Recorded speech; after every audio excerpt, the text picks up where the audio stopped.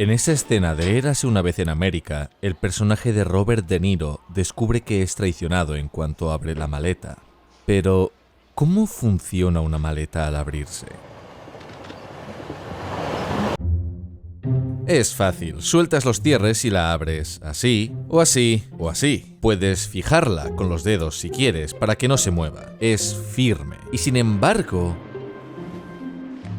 aquí rebota ligeramente. Está nervioso, algo va mal. Esta es una lección que me enseñaron en mis días de estudiante de cine. Todo lo que ocurre en la pantalla es intencional. Como esta puerta que se cierra con rebote para remarcar la vulnerabilidad de una Clarice rodeada de hombres. Nogans es un videojuego de acción en el que se dispara con el botón superior. Se juega en ordenador, así que el mando más fácil de enganchar es el de Xbox One, y sus botones superiores cuesta apretarlos. Nogans te exige que los pulses constantemente, hasta que duela. Este es un juego de acción que se define como nihilista. La derrota viene pronto. Nada de lo que consigues parece durar demasiado y aún así debes continuar, a pesar del dolor. Disparar así es realmente molesto, así que cuando hablé con su creador, Edubert, se lo dije. Deberías haber usado otro botón. Y su respuesta no la vi venir. ¿Quién te ha dicho que no lo he hecho adrede? Desde los albores de la historia hemos soñado. Chamanes, cuentacuentos, músicos, pintores y cineastas han trabajado para dar vida a estas historias. Pero es ahora, en la era del videojuego, cuando al fin podemos vivirlas. Hay muchas barreras y prejuicios rodeando al medio. Bien, es hora de tumbar esos muros y conocer este arte y su historia. Bienvenidos a la leyenda del videojuego.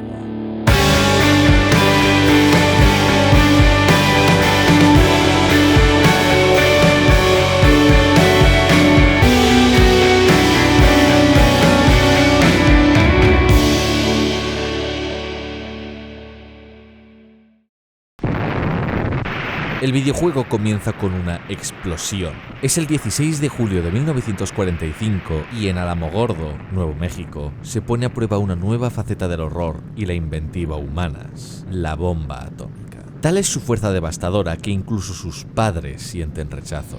Now I am become death, the destroyer of worlds. I suppose we all thought that. Entre los miembros del proyecto Manhattan se encuentra William Higginbotham, responsable de los interruptores que detonarían el explosivo en el momento adecuado. El físico dedicará sus siguientes años a trabajar en el Laboratorio Nacional de Brookhaven, en Nueva York, pero cada año reciben visitas y necesita algo para entretener a los jóvenes. Por eso, en 1958 Higginbotham toma un osciloscopio y lo adapta de tal manera que dos personas con sendos mandos puedan enviar un haz de luz de un lado a otro de la pantalla. Nace Tennis for Two, el primer videojuego de la historia. Décadas después, estos orígenes perduran. En Mario Tennis Aces conviven diversión y violencia, deporte y ataque, un heredero inconsciente de Higginbotham. Vale, me acabo de tirar un triple como la copa de un pino. Higginbotham destruyó Tennis for Two en 1959 porque necesitaba las piezas para otros experimentos y además no iba a hacer nada con eso.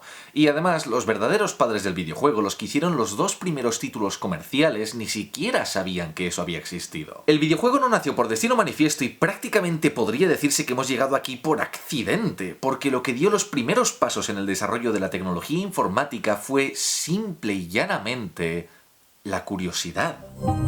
En 1948, los ingenieros del laboratorio de la Universidad Victoria de Manchester crearon el primer ordenador de la historia capaz de ejecutar programas. El SSEM, o Small Scale Experimental Machine, fue apodado como el bebé de Manchester. Mientras tanto, utilizamos a Siri para buscar pornografía de nuestros fetiches más oscuros, pero Nimrod no nació porque sí. Lo fabricó una compañía llamada Ferranti con el propósito de investigar y su manual lo deja todo bastante claro. Por ejemplo, la primera computadora capaz de jugar de manera autónoma a un juego, como funcionaba con NIM, se apodó Nimrod. El anuncio de su exposición en el Festival de Bretaña del gobierno británico era inspirador. Más rápido que el pensamiento. Y los periodistas describían a ENIAC como una mente pensante, que dudaba antes de lanzar una respuesta. Esta era una época en la cual los ordenadores ocupaban habitaciones enteras en lugar de un bolsillo. Todo eso era nuevo y especial, así que la gente les ponía nombres y los trataba como si fueran humanos. Puede parecer que al intentar que una máquina juegue a estos juegos, estamos malgastando nuestro tiempo. Esto no es así, ya que la teoría de juegos es extremadamente compleja y una máquina que pueda jugar un juego complejo también puede programarse para que resuelva problemas prácticos complejos. Vamos, como cuando le dices a tus padres que necesitas un ordenador para estudiar, salvo que estos tipos luego no se metían en internet para buscar sus fetiches más oscuros. Pero hubo un precedente a Nimrod. En 1947, Alan Turing había desarrollado el código que permitiría a una inteligencia artificial jugar al ajedrez. Tristemente, era demasiado avanzado para su tecnología. No pudo ponerlo a prueba hasta 1952, cuando jugó una partida con un amigo fingiendo ser un ordenador que seguía su código. La partida duró horas y Turing perdió. Alan Turing se suicidó en 1954 tras haber sido arrestado por homosexual y condenado al ostracismo por la comunidad científica. Nunca llegaría a verlo, pero la inteligencia artificial avanzó enormemente en las siguientes décadas. Aunque tardaremos en llegar ahí. Antes tiene que existir un videojuego. Antes tiene que existir Ralph Baer. Ralph Baer era un joven inventor cuya familia había huido de la Alemania nazi en 1939 y que, tras trabajar como ingeniero radiofónico durante la Segunda Guerra Mundial, se dedicó al mundo de las telecomunicaciones. En 1951, un año antes de la partida de ajedrez de Turing, Baer había descubierto que se podía manipular la imagen de un televisor y hacerla interactiva, pero a su contratista, Loral Electronics, no le interesaba, así que no se llegó a ninguna parte. Esta no era la primera vez que ocurría. En 1947, Thomas Goldsmith y Estelle Mann desarrollaron la patente del dispositivo de entretenimiento de CRT, que les permitiría dibujar líneas para disparar misiles a un objeto en la pantalla. Tristemente, ni ellos ni su empresa supieron darle un uso. Pero años después tendrían un heredero espiritual en Missile Command, la destrucción de la bomba atómica se hacía manifiesta. El videojuego quizá hubiera nacido antes si le hubieran dado luz verde, pero no fue así. En los años 40 y 50 la curiosidad impulsaba el desarrollo, pero a partir de los años 60 los ingenieros empezaron a apuntar. Ya no se creaba por casualidad. El videojuego nacería por la voluntad de sus creadores. La era de la literatura pulp y la ciencia ficción de serie B influyó a muchos jóvenes que en los años venideros darían luz a la cultura friki. Los miembros del Club de Modelado Tecnológico de Trenes en el Instituto Tecnológico de Massachusetts fueron pioneros sin que ellos lo supieran. Ideaban y hacían porque podían, porque sí, y estaban en una constante competición entre ellos. Llamaban a sus grandes hazañas hacks, y por lo tanto ellos eran hackers.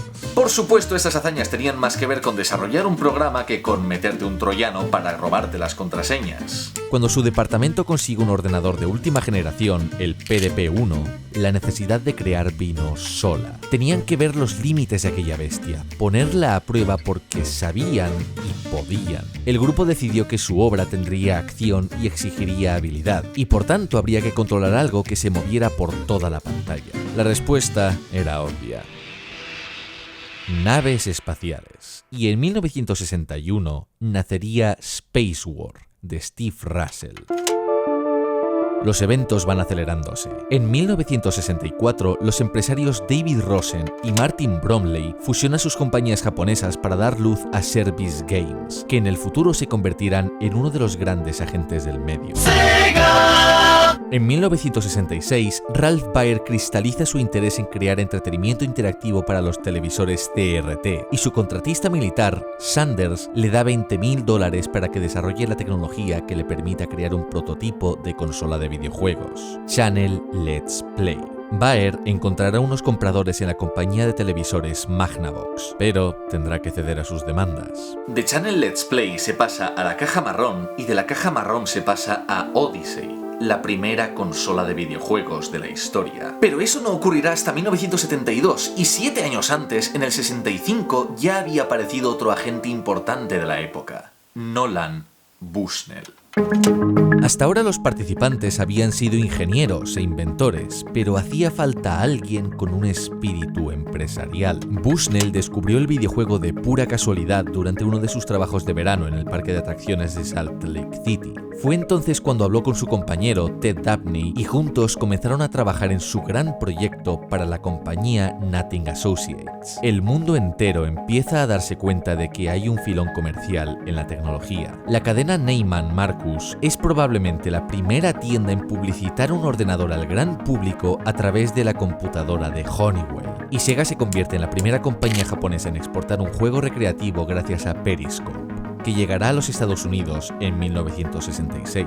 Pero los primeros videojuegos recreativos en comercializarse serán otros. Gracias a la tecnología de los microchips, hoy es posible programar y dar cualquier propósito a la informática, pero antes los ordenadores funcionaban gracias a los dispositivos físicos en vez de eléctricos. Por eso eran tan grandes, y si Bushnell y Dabney querían adaptar Spacewar para el gran público, tendrían que pensar en alguna manera de traer esas bestias a una sala con mucha gente. En un principio pensaban dentro de los límites de la computadora, hasta que a Bushnell se le ocurrió que, puesto que solo necesitaban el videojuego, podía librarse del ordenador para minimizar costes y reducir el espacio. Hubo que hacer compromisos por el camino. Originalmente el juego era mucho más fiel, con 2 jugadores luchando alrededor de un campo gravitacional, pero terminó siendo la lucha de un solo jugador contra 2 platillos volantes. Sin embargo, era lo suficientemente barato como para poder venderse en masa y su modelo de negocio le permitiría ser rentable. Así, llegamos a la primera recreativa de la historia: Computer Space. Hubo 2 personas que se adelantaron a Bushnell y Dabney: Bill Pitts y Hugh Tax, 2 estudiantes de Stanford que también quisieron comercializar Spacewar con Galaxy Game. Las imágenes que se conservan son pobres o reproducciones de la tecnología de entonces. Parpadea, no tiene sonido, pero es más fiel al original que Computer Space. Con todo, ambos comparten un punto común: su absoluta dependencia de la sensación de juego. El movimiento grácil por la arena, bajo un sol dorado que ilumina las ruinas de una civilización antaño gloriosa. La libertad de cabalgar por la vasta tierra prohibida sobre un animal con su propia voluntad. Este salto. Muchos videojuegos se basan en el movimiento, la sensación de controlar un cuerpo que no es el tuyo. Kim Swift lo llama sensación de juego. Chris Franklin lo apoda kinestética, y es uno de los elementos más sutiles pero más importantes del medio. La kinestética se divide en 3 partes: control en tiempo real, espacio simulado y pulido. Es decir, tener una retroalimentación constante con aquello que manejas, estar en relación con un lugar por el cual te desplazas y todos los elementos audiovisuales como partículas, animaciones o sonidos que te venden cada movimiento. Por eso no es lo mismo golpear en Double Dragon que en Splatoon, que en el nuevo God of War. La sensación de juego está ligada a las mecánicas, que puede entenderse como los verbos que gobiernan nuestra interacción con un videojuego: saltar, disparar, golpear. Estos principios esenciales revelan la conexión entre los distintos videojuegos. Asteroids es un título sobre esquivar meteoritos que te eliminan de un toque mientras vas disparándolos para reducir la amenaza. Y 4 décadas después, estamos haciendo lo mismo en Devil Daggers. Spacewar marcó el camino a seguir para el futuro, y todavía hoy seguimos esquivando proyectiles, utilizando la gravedad y la inercia a nuestro favor, hablando el idioma de las armas y las puntuaciones. Ganar y perder. El videojuego ha madurado desde su nacimiento, pero su espíritu apenas ha cambiado.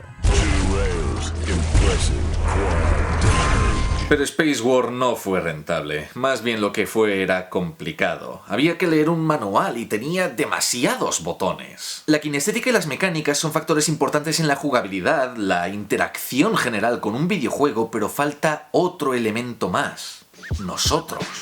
Por ejemplo, imagina que eres nuevo y quieres jugar a Devil May Cry porque es uno de los grandes clásicos de acción. Tomas los mandos, los controles parecen sencillos, pero los enemigos te revientan porque no manejas bien los ritmos, no sabes vigilar los flancos o calcular cuándo saltar, así que mueres, y mueres, y mueres, y mueres. Es frustrante y quieres largarte, pero es que luego ves a ese tipo de ahí jugando y... ¿Será que esto es un problema? La sensación de juego cambia con la habilidad de cada jugador, lo que, por ejemplo, para ti puede ser una serie de pulsaciones de botones aleatorias por completo y difíciles de medir, para otra persona puede ser un exquisito puzzle que se va improvisando a toda velocidad. Tú puedes no entender una película o un libro, pero nadie va a cambiar que Stalker desde que empieza hasta que termina son 161 minutos. La acción es siempre la misma. Sin embargo, si no tienes ni idea de lo que estás haciendo en Street Fighter, aporrearás el mando sin apreciar la profundidad y los juegos mentales que puede haber en una pelea. La plataforma en la que se juega también puede cambiar la sensación de juego. Diablo 3 es un título de ordenador que se juega con ratón y teclado, moviendo a tu personaje con clics que le indican dónde ir y con qué interactuar. Pero cuando el equipo de Joshua Mosqueira tradujo la obra a consolas, tuvieron que adaptarla para funcionar con un mando. El mando tiene muchos menos botones que un teclado, pero sabe traducir mejor el movimiento. Por eso Diablo 3 tiene sensación de juego en consola, pero no en ordenador, porque en consola tomas el control directo de tu personaje y sientes su movimiento, su peso, cada golpe. Además, como el juego es esencialmente el mismo, pero el jugador no tiene tantos atajos del teclado, aquí puedes dar volteretas para compensar. La historia del videojuego es una de kinestética. Pong se controla utilizando un dial que permite mover la pala de arriba a abajo, pero el mando de Odyssey tiene 2 diales para moverte no solo en vertical, sino en horizontal. Hoy, conseguir una consola de Pong es difícil, pero se puede jugar gracias a reproducciones modernas. La Atari Flashback viene con sendos joystick para jugar a sus obras, pero se pierde algo en el camino. Pong no estaba hecho para jugarse con un stick que solo puede marcar arriba o abajo. Necesita grados de precisión, y eso solo puede darlo un dial. Podemos acceder al juego, pero no podemos jugarlo, como en 1972.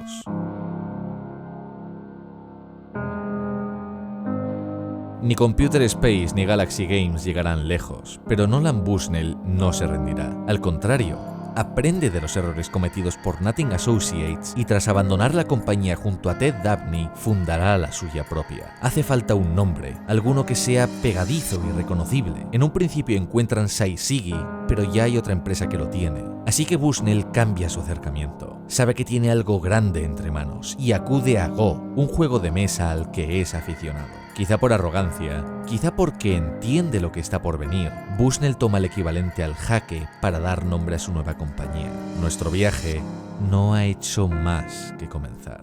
Llega Atari.